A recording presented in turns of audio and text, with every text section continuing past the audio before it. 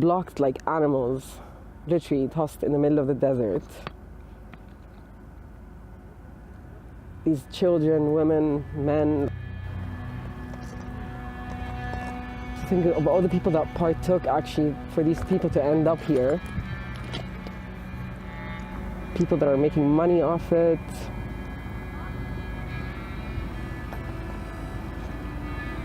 It's just horrific.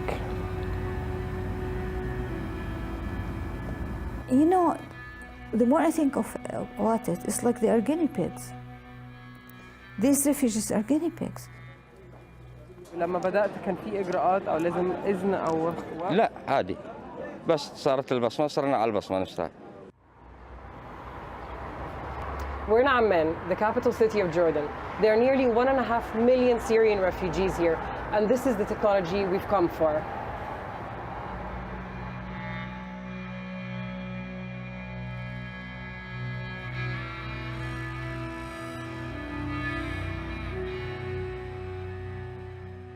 What's incredible is that a third of the Jordanian population are non-citizens. This is mainly due to the high number of refugees that Jordan takes in. The first wave being the Palestinians, then came the Iraqis, and now the Syrian refugees. The Syrian conflict led to an influx of refugees into Jordan, putting increased financial pressure on the debt-ridden country. But for some, the crisis was seen as an opportunity. When you are an ATM, you're not even giving, if you noticed, anything. No card, no pen, nothing. When you went to the supermarkets, they just stand into the camera, look, and it pays. In 2013, the UN announced its partnership with British Jordanian iris biometrics company, IrisGuard. They began rolling out an iris recognition and payment system that meant refugees could withdraw money and shop with the blink of an eye, no longer needing bank cards or registration papers. According to the UN, this would make transactions quicker and more secure. But is this more innovation or exploitation? Refugees at Jordan's two biggest camps, Za'atari and Azraq, have to biometrically register their irises in order to receive aid. The UNHCR data protection policy says that they must receive informed consent through a written or oral statement when obtaining personal data from refugees. You cannot be in the camps without that registration. Otherwise, you're at the risk of being thrown back to Syria. When we asked refugees at both camps, no one we had spoken to had given any type of consent. طب وكنت لازم تدي موافقة أو إذن على بصمة العين ولا؟ هم نادونا مشان ياخذوا لنا بصمة العين. وعلى البصمة دغري. أول مرة تسجلت؟ أول مرة لا من عندهم على شو اسمه من الفوضية سووها يعني. بس أخذوا بصمة العين قلت أول مرة. بتشتغل دغري عادي. بتشتغل. يعني ما رحتش على المكتب الأول؟ لا ما رحت على المكتب ولا شيء. The fundamental principle that we go by is informed consent. لازم تمضي ورقة أو تمضي إذن؟ لا بدون ورقة ولا شيء. لازم توافقي أو تمضي على ورقة أو شيء؟ لا. لا؟ لا ما في. وكنت بقول لها تعرفي لو في أي بيانات تانية بتتاخد؟ ما بعرفش. بس كنت لازم تدي إذن أو؟ لا. عن طريق لا. Some refugees even complained of pain. صار توجعني من بصمة العين. نعم؟ إلي دعوة البصمة. صار عيوني توجعنا. عينيكي بتوجعك من البصمة؟ صار ما تقولوا قال مش مليحة البصمة للعيون. لا عادي. والله بس اطلع صاير عيوني لحالها وتسر الدم. بقول اللي معاه ضعف بعيونه في ناس عندها إعاقة بعيونها صعبة كثير عليها، يعني بتطول يا تلقط حتى تمشي. كانت أحسن الفيزا يوم نحطها الواحد عشان ما يحط عينه بصمة عينه. عشان الوجع يعني؟ ايوه تظل تدمع. لا توسع عينك، تفتح عينك كثير. ايه ليه؟ انت لما تفتح عينك كثير البصمه راح تحس انه في دمع. For IrisGuard, the deal meant access to millions of refugees, a huge market to trial its technology. And while it gives the technology to the UN for free, IrisGuard make a cool 1% from every transaction made via its iPay system, which could explain why bankers Goldman Sachs recently invested an undisclosed sum in IrisGuard. I mean, it's quite grim standing here in Al-Azraq refugee camp with this sign right here behind me, because you've got companies like Goldman Sachs making undisclosed deals with IrisGuard, who are in charge of processing refugees' transactions. IrisGuard was co-founded by one of Jordan's wealthiest families, including ex-US Ambassador Karim Kawar. On their advisory board, you've got none other than ex-National Security Advisor to George W. Bush, Francis Townsend, former head of MI6, Richard Dearlove, both of whom were advocates of the war in Iraq. The fact that the board is run or there's a collaboration with people from the US team that took part in playing the war on Iraq is more than alarming, is despicable. I had a heated exchange about this with the CEO of IrisGuard. I'm referring to Sir Richard Dearlove. Sir Richard both and who Fran are Townsend. Massive instrumental advocates for the war in Iraq, who actually fully helped increase the world global population of refugees. And now they're on an advisory board of a company that is, whether or not making money just off the back of refugees, but that is at the end of the day making money from this. Fair and question. there's a deal with UNHCR, maybe, I don't know how much profit was made last year, but you can see why it sounds extremely alarming. Richard Dearlove is a very experienced man who can guide us. He's also a man that... Can I finish? Sorry, just to continue, he's also a man who the anti-war movement in Britain has asked to be tried for war crimes. We have not communicated for a long time because we moved the model. I told you we moved the model into financial inclusion, and that's in 2011-12. Sir Richard and Fran are not involved in any way with the United Nations, with the refugee crisis, with the movement of our model. We're dealing with highly secure technologies. We will be idiots if we do not ask people who are professionals in their field. Aren't there professionals I that don't haven't care been about the linked to the war politics. in Iraq? You are asking me about a political question. Fran Townsend understands. It's a political fact. We are not involved in any political statements. We are not making any statements. So you choose to separate it then?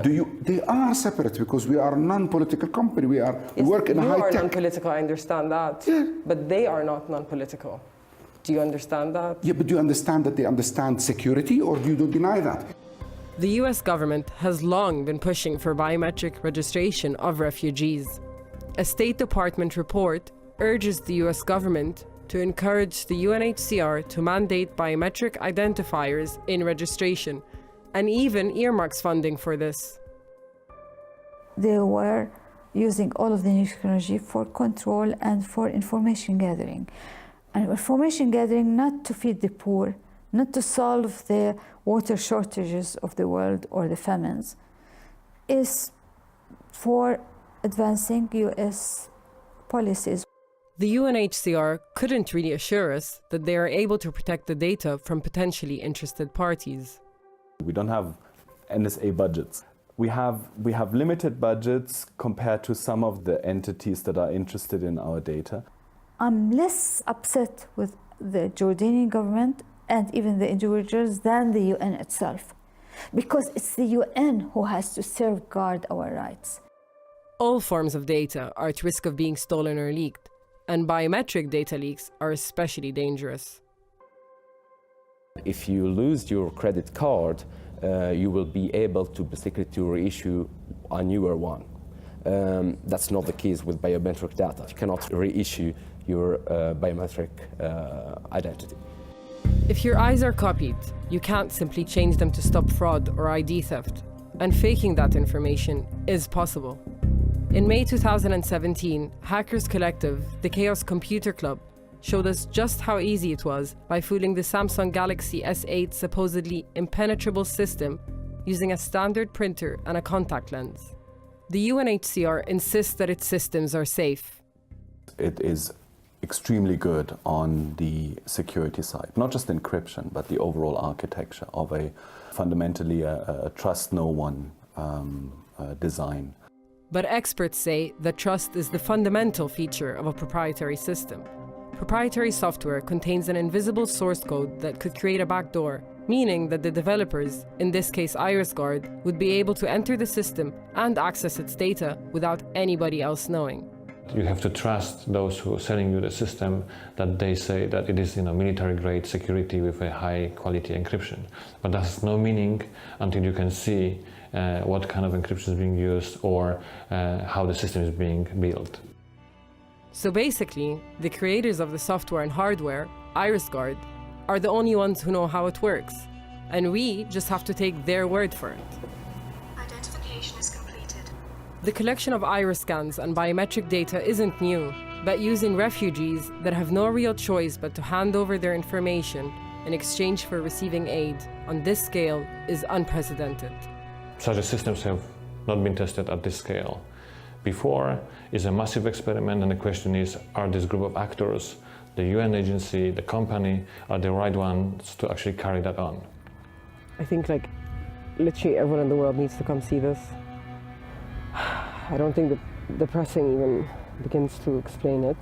It makes me feel enraged that people are cashing in on it. IrisGuard and Goldman Sachs clearly have a model for growth that goes beyond vulnerable populations. Okay, what are we going to do next? What we're going to do next is look at the 2.5 billion people in the world who don't have bank accounts. Those are defined by the World Bank. It's people who just don't have access to financial services. And if you think about it, if you don't have access to financial service and you're poor, you're going to stay there and stay poor for a very, very long time, right? But what you need to do is get them into the financial system somehow. The banks do not want these people. This is the reason people are unbanked. This is a business. They're not profitable. Actually, they're losing them money. They don't want you. So what we said to the banks is, listen, we're going to not have them go into your branches. Let us use your channel. Let's use your ATM network. In a world where cryptocurrencies such as Bitcoin are replacing old financial institutions, the unbanked are a growing market that the traditional banking sector is desperate to get a share of. For Goldman Sachs, partnering with IrisGuard, whose software is blockchain ready, is an opportunity to tap into this market early. And it's really Orwellian. Instead of using a password, a secret, I'm using a body part. It feels extremely invasive. Invasive, and as yet, there remain many unanswered questions. Is the tech safe? Is it secure? Who has access to it? And who really benefits? Could it be that what started as a forced experiment on refugees in Jordanian camps could soon be coming to an app or ATM near you?